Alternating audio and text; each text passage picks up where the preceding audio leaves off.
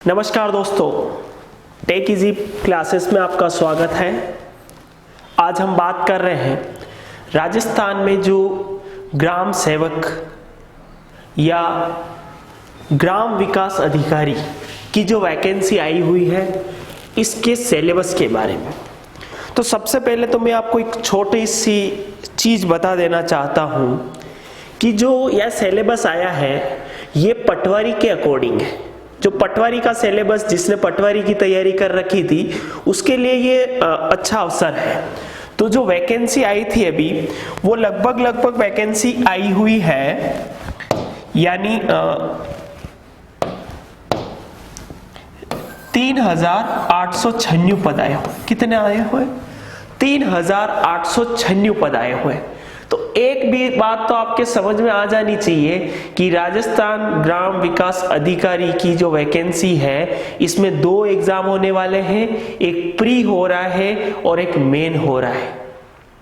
तो अभी जो एग्जाम होने वाला है दिसंबर में वो प्री एग्जाम है। कौन सा एग्जाम है? प्री एग्जाम है। इसमें लगभग 15 गुना बच्चे लेंगे। कितने गुना लेंगे? 15 गुना ही, यानी लगभग 55,000 बच्चे आसपास लेंगे। कितने? लगभग 55,000 बच्चों के आसपास, 55,000 से थोड़े 55-56 आसपास बच्चे ले जाएंगे। इसमें सारी कैटेगरी वाइज आ जाएंगे, टीएसपी, नॉन टीएसपी, सारे बच्चे आ जाएंगे। ठीक है। तो अब हम बात करते हैं कि इसके विश्लेषण के बारे में कि कौन सा चैप्टर या कौन सा सब्जेक्ट कितने मार्क्स का है, क्या प्रायोरिटी है इसके अंदर। तो सबसे पहले मैं आपको एक चीज बताता हूं कि जो ग्राम विकास अधिकारी है ये 100 नंबर का पेपर है। कितने नंबर का है? 100 नंबर का पेपर है। यानी आपके दिमाग में यानी आ जाना चाहिए कि 100 नंबर का पेपर है और 100 क्वेश्चंस है। क्या ये तो हो जाएंगे नंबर और ये हो जाएंगे क्वेश्चंस। यानी 100 नंबर का पेपर है और 100 के 100 क्वेश्चंस है। कितने क्वेश्चन है? 100 क्वेश्चंस है। कितने क्वेश्चन है? और समयावधि मिल रही है 2 घंटे। कितने मिल रही है? 2 घंटे आपको टाइमिंग मिल रहा है। 2 घंटे के अंदर आपको इस पेपर को सोल्व करना है। तो दिमाग में आपके एक चीज आ गई कि 100 नंबर का पेपर है, 100 अंक का है, 100 अंक का है, 100 क्वेश्चंस है और 2 घंटे का पेपर है। ठीक है। सभी प्रश्न बहुविकल्पी, यानी जितने भी क्वेश्चंस होंगे वो ऑब्जेक्टिव होंगे। अब हम प्री की बात करते हैं तो प्री का पेपर की जो कट ऑफ है, अगर पिछले 2016 में जो पेपर हुआ था उसकी कट ऑफ भी लगभग 47 आसपास, 47 आसपास गई थी। फीमेल की लगभग 42 आसपास गई थी। बट इस पेपर की कंडीशन है कि मिनिमम 40% लाना जरूरी है। कितना परसेंट? मिनिमम 40% अंक तो आपके आने जरूरी है। अगर 40% से अगर आपके कम अंक आते हैं तो आप इसके लिए क्वालिफाई नहीं होंगे। तो अब हम बात करते हैं सबसे पहले कि इसका जो सिलेबस है उसके बारे में अच्छे से हम बात करते हैं कि क्या क्या सिलेबस दिया गया है और हमें क्या क्या पढ़ना है। ये बहुत इंपॉर्टेंट है क्योंकि किसी भी सब्जेक्ट को देखने से पहले अपने को ये आइडिया होना चाहिए। तो सबसे पहले देखो, सबसे पहले यहाँ पे एक सब्जेक्ट की बात कही है, वो है सामयिक विषय, यानी करंट अफेयर्स के बारे में बताया गया है। किसके बारे में? करंट अफेयर्स के बारे में। अब करंट अफेयर्स में क्या क्या पूछा गया है, ध्यान से देखो। राज्य, क्या पूछा गया है? राज्य के बारे में, कि राज्य में जो भी हो रहा है, राजस्थान के अंदर जो भी अभी हो रहा है उसके बारे में क्वेश्चंस पूछे जाएंगे। उसके बाद राष्ट्रीय, क्या? राष्ट्र यानी नेशनल लेवल के, और कुछ क्या है? इंटरनेशनल लेवल के। यानी 3 करंट अफेयर्स पूछेंगे, राजस्थान लेवल के, इंडिया लेवल के और पूरे वर्ल्ड लेवल के। अब आपको इसमें इन्होंने मुख्य सामयिक सरकारी विषय। अब ऐसे तो नहीं कि अमेरिका में कुछ घटा वो अपने को पता ही नहीं और वो पूछ ले, ऐसे नहीं पूछेंगे।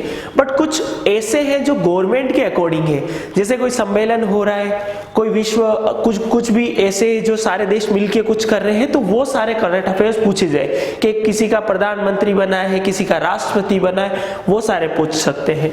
इसके बाद घटनाएं, कि जैसे मेडल किसको मिला है, अभी नोबेल पुरस्कार किसको मिला है, भारत रत्न किसको मिला है, पद्मश्री किसको मिले हैं, ये क्वेश्चन पूछे जाएंगे। उसके बाद क्रीड़ा यानी खेल के बारे में, कि भारत के अंदर जो भी अभी खेल हो रहे हैं, जैसे अभी टोक्यो ओलंपिक्स हुआ था, तो हर जैसे अभी आपने अगर एसआई का पेपर दिया हो, चाहे पटवारी का पेपर दिया हो, चाहे आरएस का पेपर दिया हो, सब में टोक्यो ओलंपिक्स से लगभग 2 क्वेश्चंस थे।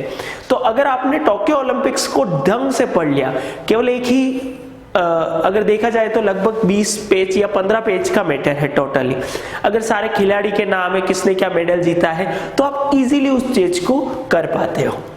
ये तो हमने बात की थी सामयिक विषय के बारे में, करंट अफेयर्स के बारे में। अब हम नेक्स्ट बात करते हैं, इससे लगभग ध्यान रख लेना, लगभग 5 क्वेश्चंस पूछे जाते हैं। कितने?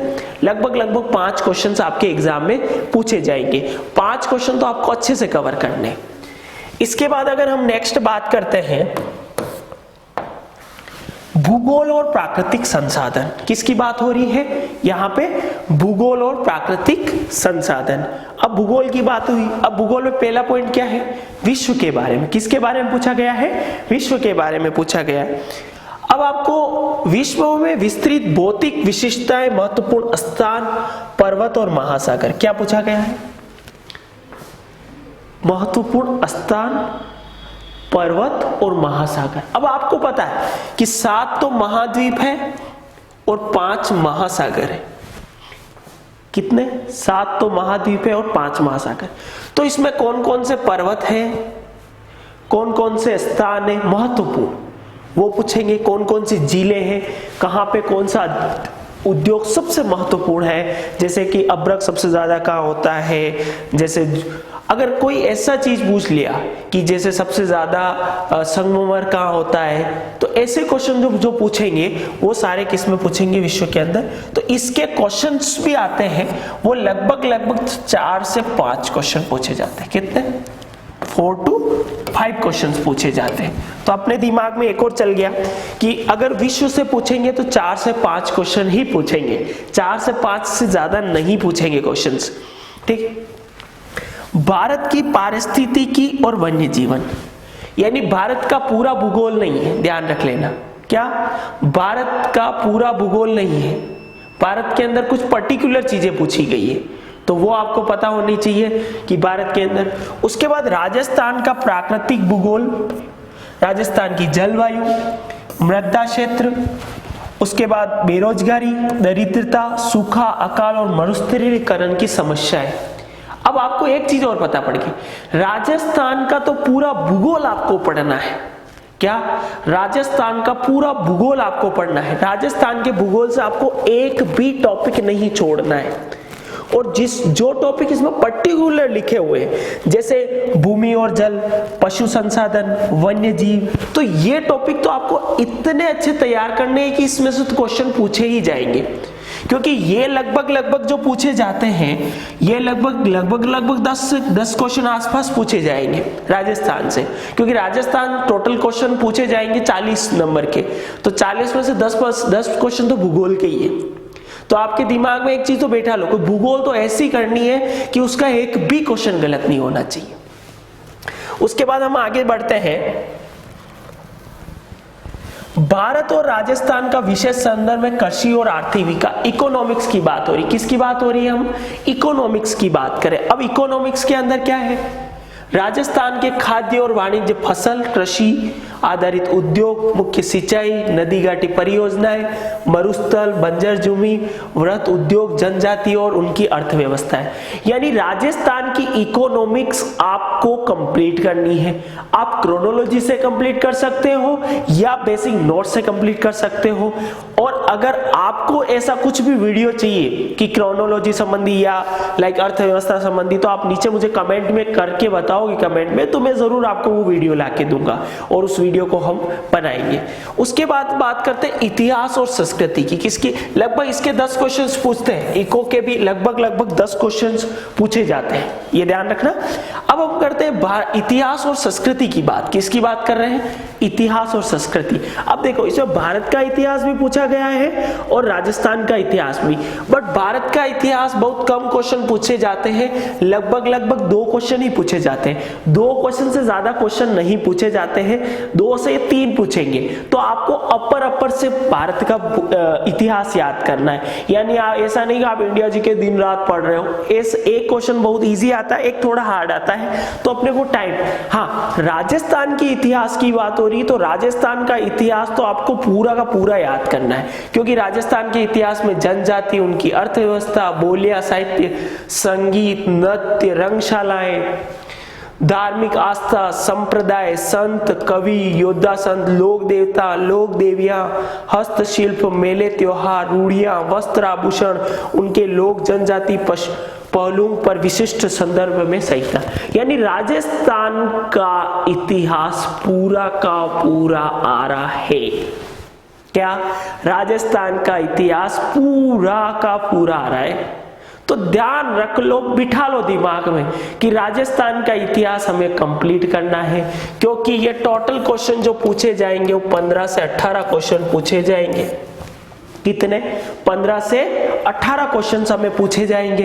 अब 15 से 18 क्वेश्चन वो पूछ रहा है, और वो भी समझ लो 2-3 तो इससे आगे, यानी 13 से लेके 14 क्वेश्चन हमें राजस्थान जीके से देखने को मिलेंगे। किससे? राजस्थान जीके से हमें 13 से लेके 14 क्वेश्चन देखने को मिलेंगे पेपर में। अब हम बात करते हैं नेक्स्ट, और क्या क्या दे रखा है। साधारण मानसिक योग्यता, तर्क शक्ति और विश्लेषणात्मक योग्यता, रीजनिंग पूछी गई है। अब रीजनिंग से हमें लगभग 15 क्वेश्चन पूछे जाएंगे। कितने क्वेश्चन पूछे जाएंगे? 15 क्वेश्चन। रीजनिंग सबसे बेस्ट ऑप्शन है नंबर लाने का, क्योंकि बहुत इजी भी पड़ती है। तो रीजनिंग तो आपके दिमाग में छप जानी चाहिए। क्या? रीजनिंग तो, क्योंकि अपने को 40% लाने हैं। कितने? मिनिमम 40% तो लाने हैं। अगर 15 क्वेश्चन यहाँ आपने रीजनिंग के कर लिए तो आपको बस झंझट है 25 क्वेश्चंस की, क्योंकि 40% पास होना है और 50 नंबर से प्री सेलेक्ट हो जाओगे। हिंदी, अंग्रेजी और गणित। गणित के यहाँ पर्टिकुलर वापस रीजनिंग अलग पूछिए और गणित अलग पूछिए। गणित पे आपको लगभग 10 क्वेश्चन पूछे जाएंगे, और हिंदी और अंग्रेजी को मिला के आपको लगभग 15 क्वेश्चन आए। हिंदी और अंग्रेजी को मिला के लगभग कितने क्वेश्चन आ रहे हैं? 15 क्वेश्चन आ रहे हैं। तो दिमाग में एक चीज तो बैठा लो कि अगर मैं हिंदी और अंग्रेजी पढ़ लूंगा 15 क्वेश्चन यहाँ पे, और उसके बाद मैथ्स आ रही 10। अब देखो, साइंस का अगर कोई बच्चा है तो उसके अगर मैथ्स और रीजनिंग अच्छी है तो 25 नंबर तो उसके यहीं आ गए। अब उसको 15 नंबर की और देखना है इधर उधर, तो वो 25। बट अगर आर्ट्स का बच्चा है, अगर आर्ट्स का बच्चा के मान लो कि उसको मैथ्स नहीं आती, तो उसके लिए हिंदी ऑप्शन है, क्योंकि हिंदी में वो अच्छे मार्क्स ला सकता है। इसके बाद आता है राज्य, जिला, तहसील, पंचायत स्तर पर प्रशासनिक ढांचा, यानी पॉलिटी। क्या? पॉलिटी। अब देखो, सबसे बड़ी बात है, पटवारी में तो पूरी पॉलिटी थी, तो आपको पूरी पढ़नी थी, उसमें भारत की भी थी। अब भारत की पॉलिटी पढ़ने जाते हैं तो बहुत, बट इसमें एक पर्टिकुलर सेगमेंट दिया है। पर्टिकुलर क्या सेगमेंट दिया है? कि केवल और केवल राजस्थान की ही पॉलिटी आपको पढ़नी। किसकी? केवल और केवल राजस्थान की पॉलिटी आपको पढ़नी। और राजस्थान की पॉलिटी पढ़नी है तो इसका मतलब आपको मिनिमम 10 क्वेश्चन राजस्थान पॉलिटी से पूछे जाएंगे। और अगर देखा जाए तो 15 पेज में राजस्थान की पॉलिटी आ जाती है, क्योंकि इन्होंने डायरेक्ट राज्य, जिला और तहसील, राज्य में केवल राज्यपाल, मुख्यमंत्री, कैबिनेट, ये सारे अपने को पूछ रखे हैं, तो उसके बारे में। और लास्ट में आता है कंप्यूटर। कंप्यूटर के हैं 7 से 8 क्वेश्चंस। अब आपके दिमाग में बिठा लो कि कंप्यूटर आपको अच्छे से करना है, क्योंकि विदाउट कंप्यूटर कुछ नहीं होगा। कंप्यूटर के आपको कम से कम 4। अब हम स्ट्रेटेजी बताते हैं कि कहां से हम मार्क्स अच्छे ला सकते हैं। तो सबसे पहले आपको मैथ्स और रीजनिंग को फोकस करके मैथ्स रीजनिंग को अच्छी कर लेनी है, 15 क्वेश्चन। उसके बाद आप हिंदी को वेटेज दीजिए, क्योंकि हिंदी के 8 से 10, 7-8 क्वेश्चन आएंगे, और हिंदी के क्वेश्चन ईजी भी आते हैं, तो आप वहां से कर सकते हैं। उसके बाद कंप्यूटर आपको अच्छे से करना है। पॉलिटी को पहला प्रायोरिटी, हिंदी से पहले पॉलिटी पढ़नी है, क्योंकि पॉलिटी के 10 क्वेश्चन है, 15 पेज में पूरी पॉलिटी आ जाती है राजस्थान की। तो आपको पॉलिटी को अच्छे से करना है। इसके अलावा हम बात करते हैं तो राजस्थान का इतिहास, राजस्थान की भूगोल, राजस्थान का आर्थिक स्थिति यानी इकोनॉमिक्स की बात हो रही है। तो राजस्थान का अपने को लगभग ढांचा तैयार करना है। इसके हम बहुत सारे वीडियोस हमारे चैनल पे आने वाले हैं, वो भी आप देख सकते हो। हम डेली वीडियो के माध्यम से आपको सिखाएंगे। इसके अलावा अब हमने ये बात कर ली है कि ग्राम विकास अधिकारी की, और अगर आपको इसके अलावा और कुछ ग्राम विकास के अधिकारी के बारे में कुछ भी डाउट लगता है तो आप मुझे कमेंट करके बताओ, ताकि उसके लिए हम वीडियो बना सके, लोगों तक हमारी बात पहुंचा सके। अब इस वीडियो को आप ज़्यादा से ज़्यादा शेयर करो और ज़्यादा से ज़्यादा लाइक करो और कमेंट करके बताओ कि आपको किस टॉपिक में प्रॉब्लम आ रही है, तो हम उस टॉपिक के रिलेटेड आपको वीडियो दे सके। धन्यवाद दोस्तों।